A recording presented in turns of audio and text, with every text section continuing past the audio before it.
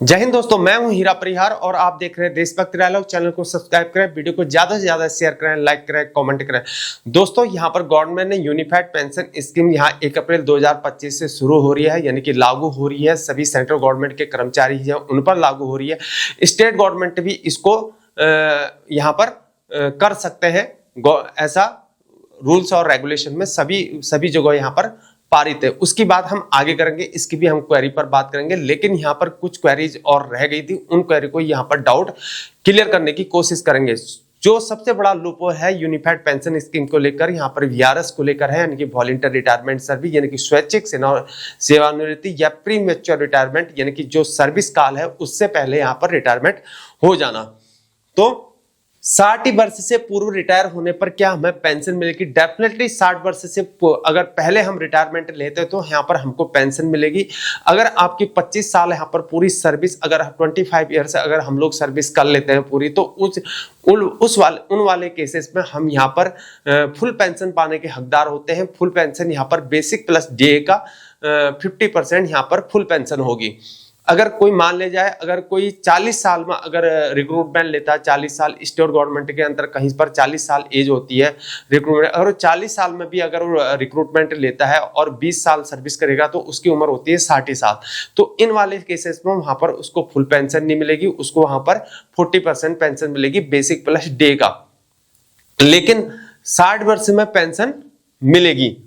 तो फिर अगर 60 वर्ष से पूर्व रिटायर होने पर क्या पेंशन मिलेगी? अगर 25 साल सर्विस हो रही तो वहां पर पेंशन मिलेगी। लेकिन वहां पर अगर मान लीजिए 55 साल में अगर रिटायरमेंट हो रहा है और 25 साल सर्विस कंप्लीट कर चुका है, यानी कि 30 साल में रिक्रूटमेंट लिया और 25 साल हो गया, 30 और 25 55 साल, तो 60 साल बाद ही उसको वहां पर जब 60 साल का हो जाएगा तभी उसको पेंशन ऑथराइज होगी। यानी कि 5 साल का गैप, उसके 5 साल के दौरान उसको कोई भी पेंशन यहां पर नहीं मिलेगी।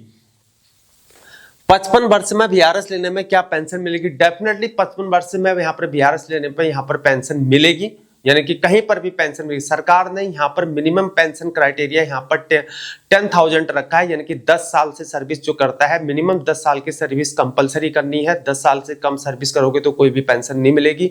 और अगर 10 साल की सर्विस हो जाती तो वहां पर मिनिमम पेंशन यहाँ पर एश्योर्ड पेंशन जो है 10,000 रुपीज मिलेगी वीआरएस वाले केसेस में। लेकिन वो तभी मिलेगी जब आपकी उम्र या हमारी उम्र 60 साल हो जाएगी, तभी हमको यहाँ पर पेंशन मिल पाएगी।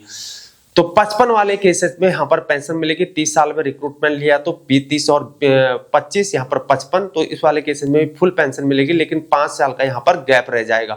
लेकिन अगर वो 35 साल में अगर रिक्रूटमेंट लेता है और 20 साल की सेवा करता है और इस प्रकार से 55 वर्ष में अगर वो वीआरएस ले लेता है तो वीआरएस वाले केसेस में यहाँ पर आपको फुल पेंशन नहीं मिलेगी। फुल पेंशन जैसे कि मैंने बताया बेसिक प्लस डीए का 50% है। तो इस प्रकार से यहाँ पर 20 साल सर्विस हो रही तो वहां पर बेसिक प्लस डीए का यहाँ पर क्या हो जाएगा, 40% यहाँ पर हो जाएगा। इस प्रकार से 40% वो पेंशन पाएगा। 50 वर्ष में 20 साल सर्विस करने के बाद क्या पूरी पेंशन मिलेगी? तो इस प्रकार से 50 साल में सर्विस करने पर ऐसा नहीं मिलेगी। यहाँ पर 20 साल सर्विस करने में बेसिक प्लस डीए का यहाँ पर 40% पेंशन मिलेगी, और तभी मिलेगी जब उसको 10 साल और इंतजार करना पड़ेगा। 50 वर्ष में या 25 साल सर्विस से पहले वीआरएस लेने पर क्या सरकार भी कॉर्पस के लिए कंट्रीब्यूट करेगी? क्वेश्चन है 50 वर्ष में या 25 साल सर्विस से पहले वीआरएस लेने पर क्या सरकार कॉर्पस के लिए कंट्रीब्यूट करेगी? इस वाले केसेस में ना 10% आपको यूपीएस के अंतर्गत 10% इंडिविजुअल यहाँ पर कॉर्पस के लिए कंट्रीब्यूट करता है, और यहाँ पर गवर्नमेंट 18.5% कॉर्पस के लिए कंट्रीब्यूट करती है, ताकि आपको कल के दिन इन्हीं में से ग्रेजुएटी प्लस यहाँ पर पेंशन दी जाती, जो आपकी एकमुश्त राशि होती इसी से मिलती है।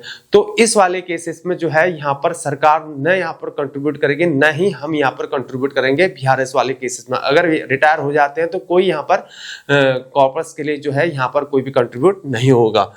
वीआरएस के केस में 10% रिटायरमेंट के बाद भी 10% कंट्रीब्यूट करना पड़ेगा? बिल्कुल नहीं करना पड़ेगा। जब भी वॉलंटियर रिटायरमेंट सर्विस ले लेंगे उसके बाद कोई भी कंट्रीब्यूट यहाँ पर नहीं करना है। रिटायरमेंट के बाद क्या डीएडीआर पेंशन में जुड़ेगा? जब रिटायरमेंट हो जाएंगे तो उन वाले केसेस में क्या हमको यहाँ डीए मतलब होता है डीएनएस अलाउंस, जो कि यहाँ पर कार्यरत कर्मचारियों को मिलता है। जब रिटायरमेंट आ जाते हैं, जब पेंशन मिलती है तो वहां पर डीएनएस रिलीफ मिलता है। डीए डीआर यानी कि दोनों एक ही होता है। डीए बढ़ेगा तो यहाँ पर डीआर भी बढ़ता ही बढ़ता है, यानी कि डीए कहो या डीआर कहो बात एक ही है। या आप वीआरएस आए, वॉलंटियर रिटायरमेंट लें, या पूरी सर्विस 25 साल करके आए या 60 साल करके सर्विस करके आए, तब दोनों वाले केसेस पे यहां पर डीए और डीआर पेंशन के साथ जुड़ेगा ही जुड़ेगा। वीआरएस लेने पर डीएडीआर मिलेगा क्या? वीआरएस लेंगे तो क्या डीआर मिलेगा? हाँ, डेफिनेटली वीआरएस लेंगे तो ऑलरेडी मैं बता चुका हूं कि डीएडीआर पेंशन के साथ जुड़ेगा। क्या फैमिली पेंशन मिलेगी?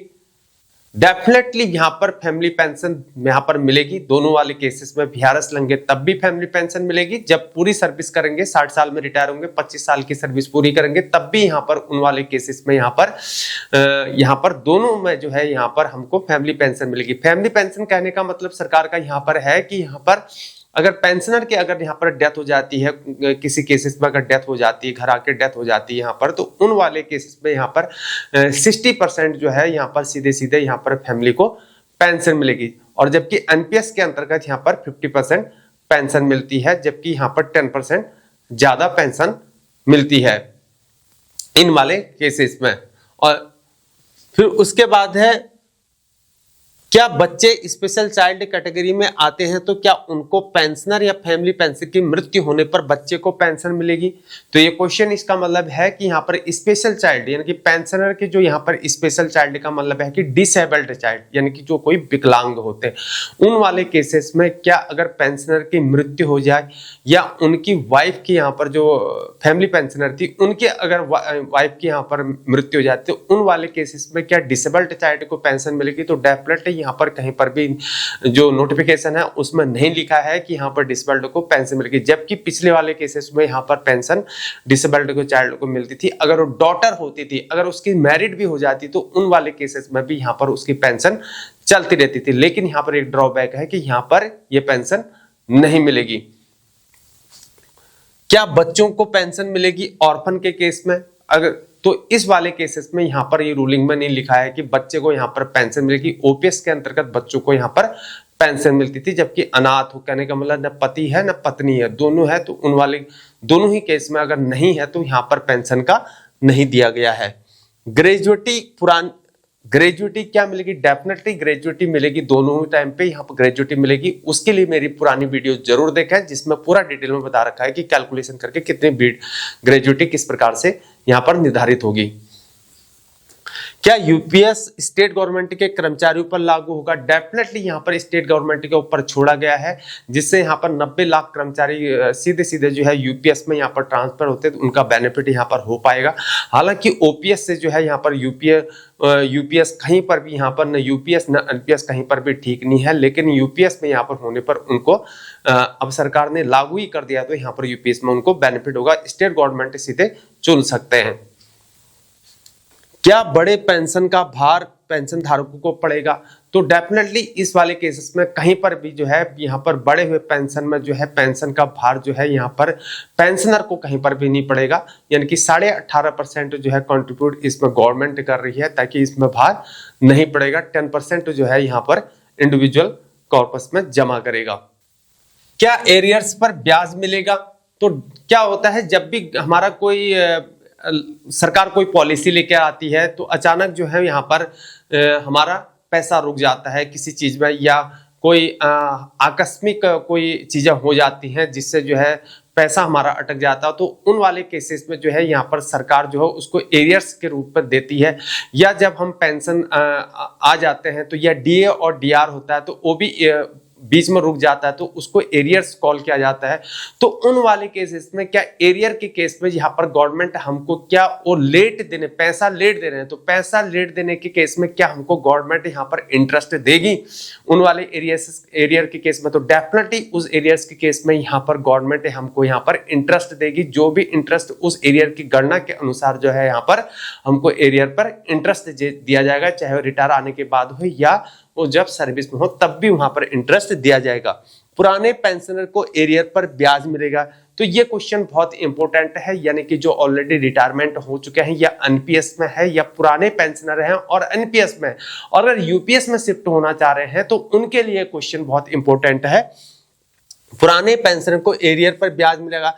अगर पहले सेवानिवृत्त हो चुके कर्मचारी अगर यूपीएस को अपनाते हैं, यानी कि जो पहले कर्मचारी सेवानिवृत्त हो चुके हैं, तो अगर वो यूपीएस में शिफ्ट होना चाहते हैं और नए सिरे से जो है उसकी गणना के बाद उनका एरियर बनता है, तो उस एरियर पर पीपीएफ की दरों के हिसाब से यहाँ पर इंटरेस्ट मिलेगा। यानी पीपीएफ मतलब होता है पब्लिक प्रोविडेंट फंड, तो उसके हिसाब से यहाँ पर आपको इंटरेस्ट दिया जाएगा। यानी कि उनकी जो दर है उसी के हिसाब से यहाँ पर इंटरेस्ट दिया जाएगा। बहुत इंपॉर्टेंट क्वेश्चन है।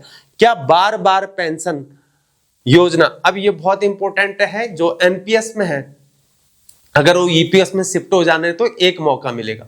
रिटायरमेंट वाले जो हैं उन वाले केसेस में जो है जो पेंशनर रिटायर चले गए तो क्या वो अपनी पेंशन योजना को बदल सकते हैं, एनपीएस से यूपीएस में शिफ्ट हो तो डेफिनेटली हो सकते हैं, लेकिन एक ही बार हो सकते हैं, एक ही बार ऑप्शन को बदल सकते हैं। उसी क्या बार बार पेंशन योजना ऑप्शन बदल सकते हैं? सेवानिवृत्त हो चुके कर्मचारी एक बार ही चुन सकेंगे। यानी कि जो कर्मचारी सेवानिवृत्त हो चुके हैं यहाँ पर वो एक बारी इस ऑप्शन को चुन पाएंगे कि वे एनपीएस चाहते हैं या यूपीएस। वे बाद में अपना ऑप्शन किसी भी हालत में यहाँ पर नहीं बदल सकते। यानी कि जो भी करना है आपको यहाँ पर सोच विचार के करना है, सोच समझ के ही करना है। तो ये वाले आज के क्वेरीज थे दोस्तों। अगर आपको मेरे वीडियोज यहाँ पर पसंद आती, मैं उम्मीद करता हूँ कि आपको पूरा समझ में आया होगा। आगे मैं और वीडियोज लाते रहूंगा, लेकिन यहाँ पर अगर आपको वीडियो पसंद आई तो यहाँ पर वीडियोज को लाइक करना है, चैनल को सब्सक्राइब करना है और वीडियो को ज्यादा से ज्यादा शेयर करना है। चैनल को इसलिए सब्सक्राइब करना ताकि आपको ऐसी ही वीडियोज मिलते रहें और आप जानकारी प्राप्त करते रहें। आज के लिए इतना ही, आपसे विदा लेते हैं। जय हिंद, जय भारत, वंदे मातरम, भारत माता की जय।